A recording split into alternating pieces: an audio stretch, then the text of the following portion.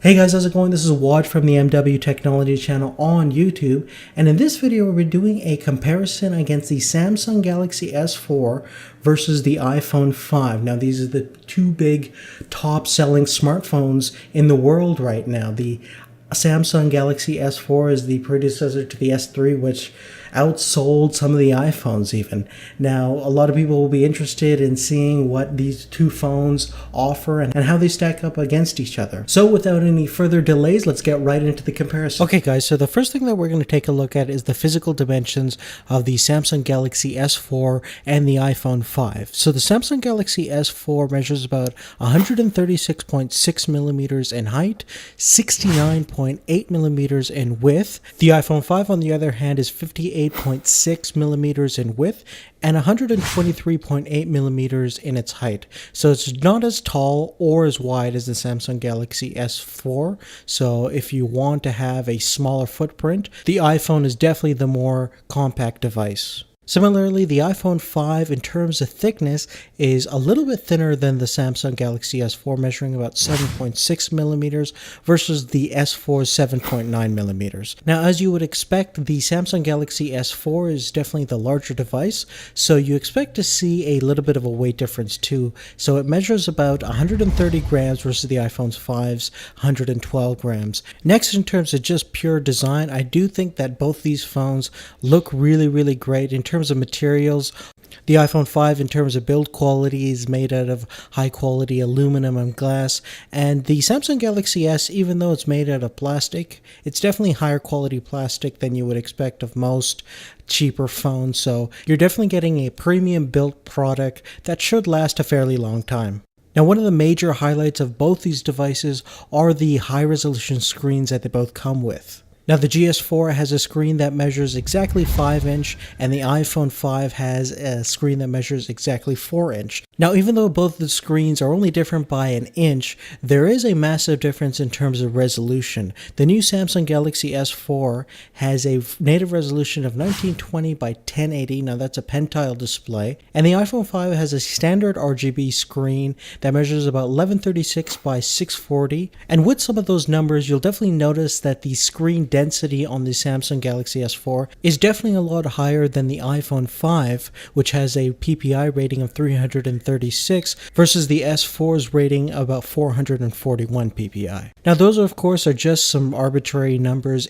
In real life, based on my personal experience, I do have to say that the S4 delivers some really nice, crisp, vibrant images that are definitely on par with the iPhone, and at times you definitely notice a little bit more fine detail, especially if you're close to the screen. So if you're anyone who does a lot of reading on a smartphone and requires extra real estate and extra clarity in terms of fine text, I do really like the Samsung Galaxy S4. You can see a lot of fine detail on that screen, although I still have to appreciate that the iPhone, based on its size and overall screen resolution, is still a really great sharp screen that delivers some really vibrant colors. So in terms of hardware, the GS4 is boasting a quad-core processor measuring about 1.6 gigahertz with 2 gigs of RAM. Now the Apple iPhone is using the A6 processor, which is clocked in about 1.2 gigahertz. It's a dual-core processor, of course, with 1 gig of RAM. Now, even though there is a big hardware difference, funny enough, because the iOS is so highly optimized for the Apple A6, everything runs extremely smooth still on the iPhone 5. It's not laggy at all. It should be not considered to be a slow device whatsoever at this point. That being said, when we open up simple day-to-day applications, you're not going to see a major difference between these two devices. Even though the hardware on the Samsung Galaxy S is fairly more superior than the Apple iPhone, you're not going to see a massive difference in terms of loading times and how fast different applications load up, how fast web pages come up. It's not going to be any difference whatsoever in terms of my test. What you're going to find a difference is on next generation applications that use a lot more CPU and GPU processing resources to run faster and more efficiently. So applications such as graphically intensive games are definitely going to take advantage of what the S4 has to offer, and with the 2 gigs of RAM you're also going to have some pretty powerful multitasking abilities on this phone, which is great because there's also a multi-view mode on the Samsung Galaxy S4, much like you would find on the Samsung Galaxy Note products. Now, back a couple of years ago when the iPhone was a really popular and dominant phones, everyone wanted to create the iPhone killer phone. Now, of course, the Samsung Galaxy S4, along with a lot of other Android and Windows-based phones, obviously are a lot more powerful than this current generation iPhone. So you can definitely apply that term when we start doing some of these Geekbench benchmarks. And if you notice the Geekbench score that we got on our GS4, you'll notice that it's almost 3 times as much as what we got on the iPhone 5. Now, of course, again, we have to consider the iPhone 5 is an older product using last generation CPU and GPU technology, but it gives you a fair comparison if you have an iPhone of what the potential of the GS4 is in comparison. Now, if you're taking a look at the features list on the Samsung Galaxy S4, you'll notice that it's literally miles long. This thing has like a ton of features. It can track your eye movements. You can scroll with your hand. You can magnify with just hovering your finger over the screen. Most of these features work pretty well, but some of them really don't work all that well at all. But some of the standard stuff, like swiping your hand back and forth to change pictures and to move next and forward on web pages and images, works really well. It also has a quick glance feature, so you can just hover your hand over the phone and it'll show you the date and time and some of your email notifications and things like that. So really great next generation feature set on the Samsung Galaxy S4, and I'm sure we'll see a lot of these incorporated into the next generation iPhone. So we'll have to see what the next generation iPhone has, because the current generation has none of these features.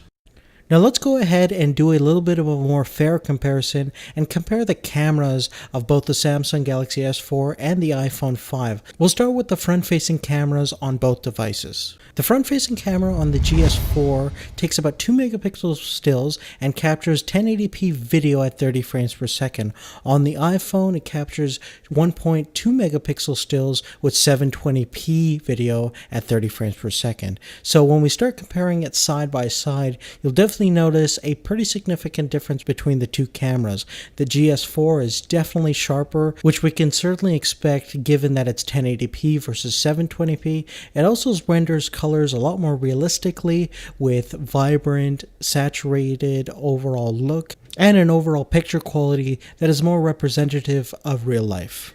Now, when we start looking at the rear-facing camera, we also notice a difference in terms of image quality between these two devices. The Samsung Galaxy S4 has a 13 megapixel stills camera functionality, which is definitely a lot higher than the 8 megapixels on the iPhone 5, but they both record 1080p at 30 frames per second video. So let's go ahead and start by looking at the stills of the rear-facing camera of both these devices. Now, even though the GS4 has the higher 13 megapixel still functionality, in reality both the cameras produce some really similar looking photos. In fact, the color rendition seems almost identical. You find that both cameras deliver some really great crisp images that are really astonishing for smartphones. Of course, in terms of resolution, the S4 has the edge over the iPhone, but in terms of fine sharpness and clarity, you really don't see that big of a difference. If we take a look at this crop over here, you'll notice that the text is just as fine on the iPhone as it is on the S4. In fact, at times it seems a little bit more clear because perhaps the S4 doesn't have as good of a lens as the iPhone 5 does. This similarity in image quality is also mirrored when we start looking at the 1080p functionality of the rear-facing cameras on both these devices, which again look very, very similar. Now, you don't have a resolution edge over the Samsung S4, so again, the clarity is pretty much identical, and the colors again look really, really vibrant on both cameras, and both produce some really great video for a cell phone. Now, the final aspect that we're going to talk about is the battery and expandability of both these two devices. In terms of battery, the Samsung S4 has a 2600 milliamp hour battery, which is rated to up to 15 hours of talk time. Now, of course, it's pretty hard to get 15 hours of talk time if you're using this phone on a constant basis with using its LTE speeds and everything. So realistically, you'll probably get somewhere around 12 hours of talk time. Now, the iPhone has a much smaller battery than the Samsung Galaxy S4. Of course, it consumes less power based on its smaller screen and more efficient processors. It'll give you about 8 hours of talk time, and if you use it pretty conservatively, you'll probably get at least 10 hours. But if you're looking for the longer lasting phone in terms of battery life, the S4 definitely has the edge. And additionally, it has another edge because the battery, like most Samsung products, is user replaceable. So you can remove the back and get more batteries, and if you're on a long trip, you can have as many batteries as you want and run the phone for as long as you want. Additionally, you also have expandable memory up to 64 gigs if you have a micro SD card, and it gives it a lot more flexibility in the future. The iPhone, of course, has none of these expandable features. But other than that, guys, if you have any questions about anything I talked about in this comparison video, make sure to leave it on a comment down below. And please leave your opinions on which phone you prefer. Do you like the Apple's clean style, or do you like the feature-packed galore of the Samsung Galaxy S4? I think I'm kind of halfway. I love the Samsung Galaxy S4's innovative kind of design and features and overall semi-ease of use, but you can't really complain with the iPhone. And at the end of the day, the core products perform really similarly. Of course, we're definitely due for a large update on the iPhone 5, probably coming up pretty soon, and a even more larger change on the iOS platform running the iPhone operating system. So, but other than that, guys, make sure you're subscribed to Majid Syed 2 in order to get all of our latest videos. We're also going to be rooting the Samsung Galaxy S4 pretty soon, so make sure you're stay tuned for that tutorial coming up very soon. But again, thanks for watching, and we'll see you later. Take care.